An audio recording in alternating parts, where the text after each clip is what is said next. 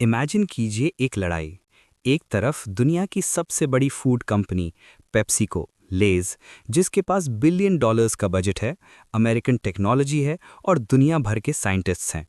उनका मकसद इंडिया के हर कोने में अपने चिप्स बेचना। दूसरी तरफ गुजरात का एक किसान का बेटा, जिसके पास न डिग्री थी, न पैसा और ना ही कोई फैक्ट्री, जो सिनेमा हॉल की कैंटीन में झाड़ू मारता था और टिकट चेक करता था, जिसके पास पहनने को ढंग के कपड़े भी नहीं थे। लोगों ने कहा था, अमेरिकन कंपनी तुझे कच्चा चबा जाएगी, लेकिन जब धूल बैठी तो रिजल्ट हैरान करने वाला था। उस किसान के बेटे ने पेप्सिको को गुजरात में हरा दिया। आज गुजरात, राजस्थान और महाराष्ट्र में लेज नहीं, बालाजी वेफर्स का राज चलता है। उनका नाम है चंदूभाई विरानी। ये कहानी बालाजी वेफर्स की है। ये कहानी उस जिद की है जो कहती है, मैं बिकूंगा नहीं, मैं जीतूंगा। Part 1, The Drought, 1974 to 1976. Chapter 1, The Land of Dust. Jamnagar, Gujarat. Chandubhai Virani के पिता एक किसान थे। जिंदगी अच्छी चल रही थी, लेकिन फिर किस्मत ने पालसा पलट दिया। भयंकर सूखा पड़ा, बारिश की एक बूंद नहीं गिरी, खेत सूख गए, फसल मर गई। विरानी परिवार सड़क पर आ गया। पिता ने अपनी आखिरी जमीन बेच दी और अपने बेटों चंदूभाई और उनके भाई को 20,000 रुपीस दिए। उन्होंने कहा, राजकोट जाओ और नई जिंदगी शुरू करो, यहां अब कुछ नहीं बचा। Chapter 2, the loss of innocence. Rajkot आकर उन भाइयों ने वो गलती की जो अक्सर नए लोग करते हैं। उन्होंने बिना सोचे समझे पैसा इन्वेस्ट कर दिया। फर्टिलाइजर और खेती के सामान का बिजनेस। लेकिन उन्हें बिजनेस की समझ नहीं थी। कुछ ही महीनों में सारा पैसा डूब गया। वो 20,000 रुपीस जो पिता की आखिरी उम्मीद थी, वो राख बन गए। इमेजिन कीजिए उस गिल्ट को। चंदूभाई की उम्र 17-18 साल थी, जेब खाली, अनजान शहर और सिर पर नाकामयाबी का बोझ। वापस गांव जा नहीं सकते थे शर्म के मारे, और यहां रहने के लिए पैसे नहीं थे। Part 2, the servant, 1976 to 1982। Chapter 3, the canteen boy. जिंदा रहने के लिए उन्होंने एस्ट्रॉन सिनेमा हॉल में नौकरी की। काम क्या था? कैंटीन में काम करना, झाड़ू मारना, पोस्टर चिपकाना, टिकट चेक करना और लोगों की झूठी प्लेट्स उठाना। सैलरी मुश्किल से कुछ रुपए। वो रात को सिनेमा हॉल के फर्श यानी फ्लोर पर सोते थे। यहाँ एक साइकोलॉजिकल पॉइंट है। एक जमींदार किसान का बेटा, जो कभी अपने खेत का राजा था, आज दूसरों की झूठी प्लेट्स उठा रहा था। लोग उन्हें ए छोटू बुलाकर ऑर्डर देते थे, लेकिन चंदू भाई ने अपनी ईगो को मार दिया था। वो कहते हैं, कोई काम छोटा नहीं होता, बस सपने बड़े होने चाहिए। Chapter 4, the experiment. कैंटीन में उन्होंने देखा कि लोग मूवी देखते वक्त कुछ चटपटा खाना चाहते हैं। मार्केट में उस वक्त चिप्स के नाम पर सिर्फ बेस्वाद, टेस्टलेस आलू के टुकड़े मिलते थे। चंदू भाई ने सोचा, क्यों ना मैं खुद चिप्स बनाऊं। उन्होंने अपने 10 बाय 10 के कमरे में एक्सपेरिमेंट शुरू किया। सुबह 4 बजे उठते, आलू छीलते, तेल में फ्राई करते, लेकिन प्रॉब्लम ये थी कि चिप्स जल जाते थे या सौगी यानी गीले हो जाते थे। 3 साल, लगातार 3 साल वो फेल हुए। हाथ तेल से जल जाते थे, आंखें धुएं से जल जाती थीं, लेकिन उन्होंने परफेक्ट मसाला ढूंढ ही लिया। Part 3, the turning point, 1982 to 1989। Chapter 5, the Balaji miracle. 1982 में उन्होंने अपने चिप्स का नाम रखा बालाजी, भगवान हनुमान के नाम पर और तिरुपति बालाजी के नाम पर।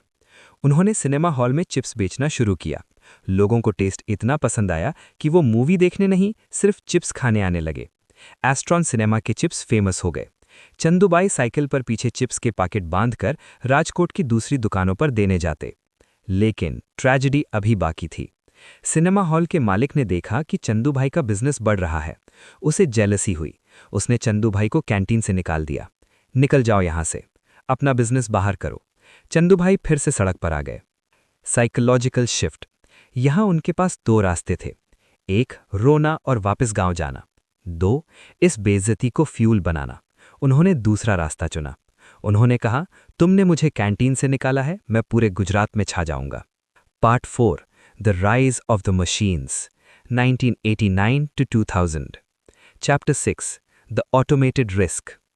1989 तक बालाजी एक घर का बिजनेस था, लेकिन चंदूभाई को बड़ा खेलना था। उन्होंने बैंक से लोन लिया और गुजरात की सबसे पहली सेमी ऑटोमेटिक प्लांट लगाई। सब ने कहा, पागल हो गया है, इतने चिप्स कौन खाएगा। उसी वक्त इंडिया में लेज, पेप्सिको की एंट्री हुई। ग्लोबल जायंट आ चुका था। चमकदार पैकेट्स, टीवी पर एड्स, बड़े स्टार्स। दुकानदारों ने चंदू भाई को कहा, भाई अब तेरा धंधा बंद, लेज आ गया है। लेज के पैकेट में हवा ज्यादा और चिप्स कम होते थे। प्राइस 10-20 रुपीस था। चंदू भाई ने मार्केट गैप देखा। उन्होंने डिसाइड किया, 1 क्वांटिटी, हम लेज से ज्यादा चिप्स देंगे। 2 क्वालिटी, टेस्ट इंडियन पैलेट यानी मसालेदार के हिसाब से होगा। 3 प्राइस, हम सस्ता बेचेंगे। Chapter 7 the supply chain master stroke. Distributors Lay's का माल उठा रहे थे क्योंकि उन्हें मार्जिन ज्यादा मिल रहा था। चंदू भाई ने डिस्ट्रीब्यूटर्स को बाईपास किया। उन्होंने अपना नेटवर्क बनाया। उन्होंने स्टूडेंट्स और बेरोजगार लड़कों को हायर किया और कहा कि तुम मेरा माल बेचो, मैं तुम्हें कमीशन दूंगा। बालाजी के चिप्स गांव-गांव पहुंच गए जहां लेज की गाड़ी भी नहीं जाती थी। साइकोलॉजी सिंपल थी, value for money. Middle class Indian को 5 रुपए में पेट भरना था, हवा नहीं खरीदनी थी। Part 5 the offer you can't refuse, the climax. Chapter 8 the billion dollar meeting. 2000s के मिड में पेप्सिको और दूसरी बड़ी कंपनीज परेशान हो गई। उन्होंने देखा कि गुजरात और वेस्टर्न इंडिया में उनका मार्केट शेयर गिर रहा है। लोग दुकान पर जाकर कहते, बालाजी देना। पेप्सिको के एग्जीक्यूटिव्स चंदू भाई से मिलने आए। ऑफर टेबल पर रखा गया। अमाउंट हजारों करोड़। उन्होंने कहा, चंदू भाई आप ये कंपनी हमें बेच दो, आपको इतना पैसा मिलेगा कि आपकी 7 पुश्तें राज करेंगी। आप रिटायरमेंट लो, ऐश करो। ये वो मोमेंट था जहां 99% फाउंडर्स पिघल जाते हैं। फ्लिपकार्ट, व्हाट्सएप सब बिक गए। चंदू भाई ने वो ऑफर सुना। उन्होंने अपने भाइयों की तरफ देखा। उन्होंने अपने पुराने दिन याद किए, कैंटीन का फर्श, साइकिल की राइड, पिता का खोया हुआ पैसा। चंदू भाई ने एग्जीक्यूटिव्स की आंखों में देखा और कहा, ये कंपनी दुकान का सामान नहीं है, ये मेरी बेटी है और हम बेटियों को बेचते नहीं, विदा करते हैं। लेकिन बालाजी अभी विदा होने के लिए तैयार नहीं है। उन्होंने ऑफर ठुकरा दिया। एग्जीक्यूटिव्स हैरान रह गए, एक कैंटीन वाला हमें मना कर रहा है। चंदू भाई ने कहा, मेरे पास हजारों वर्कर्स हैं जिन्होंने मेरे बुरे वक्त में साथ दिया। अगर मैं कंपनी बेच दूंगा तो आप उन्हें निकाल दोगे। मैं अपने लोगों को धोखा नहीं दे सकता। कंक्लूजन द सुल्तान ऑफ स्वदेशी। Chapter 10 the last laugh. आज बालाजी वेफर्स का टर्नओवर 4000 से 5000 करोड़ से ज्यादा है। लेज आज भी गुजरात में बालाजी को हरा नहीं पाया। चंदू भाई विरानी आज भी वही सिंपल आदमी हैं। सफेद शर्ट और पैंट पहनते हैं। उनकी फैक्ट्री दुनिया की सबसे बड़ी पोटैटो वेफर फैक्ट्रीज में से एक है। The deep lesson outro. दोस्तों, चंदू भाई की कहानी हमें आत्मनिर्भर यानी सेल्फ रिलायंट होने का असली मतलब सिखाती है। उन्होंने हमें सिखाया कि 1 कोई काम छोटा नहीं होता, इवन क्लीनिंग प्लेट्स। 2 बड़ी कंपनी से डरना नहीं चाहिए। और 3 सबसे बड़ी बात, इंटेग्रिटी। पैसा सब कुछ नहीं होता। अगर एक किसान का बेटा जो ड्राउट में सब कुछ हार गया था, वो दुनिया की सबसे बड़ी फूड कंपनी को धूल चटा सकता है, तो आप किस बात से डर रहे हैं? याद रखना, पैकेट में हवा नहीं, दम होना चाहिए, जिंदगी में भी और बिजनेस में भी। Keep building. जय हिंद।